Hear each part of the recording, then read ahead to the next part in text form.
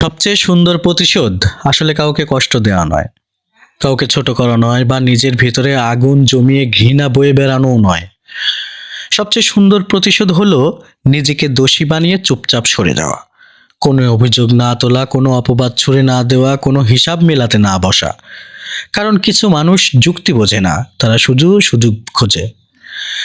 যখন কাউকে নিজের সবটা ঢেলে দেওয়া হয় আর তার বদলে অবহেলা পাওয়া যায়, তখন চিৎকার করে সত্য প্রমাণ করার চেয়ে নীরব থাকাই অনেক বেশি শক্তিশালী। নীরবতা এমন এক ভাষা যা একদিন ঠিকই বোঝা যায়, কিন্তু তখন বোঝার মানুষটাই আর পাশে থাকে না। ঘৃণা বুকে জমা রেখে বাঁচা যায় না, সেটা ধীরে ধীরে নিজের ভেতরটা নষ্ট করে দেয়। তাই ঘৃণার বদল ভুলে যাওয়াটাই বেশি আত্মসম্মানের। কারো প্রতি রাগ না রেখে, দোষ না চাপিয়ে, শুধু নিজের পথ আলাদা করে নেওয়াই প্রকৃত জয়।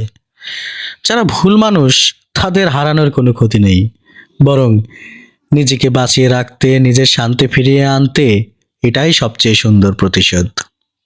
ধন্যবাদ।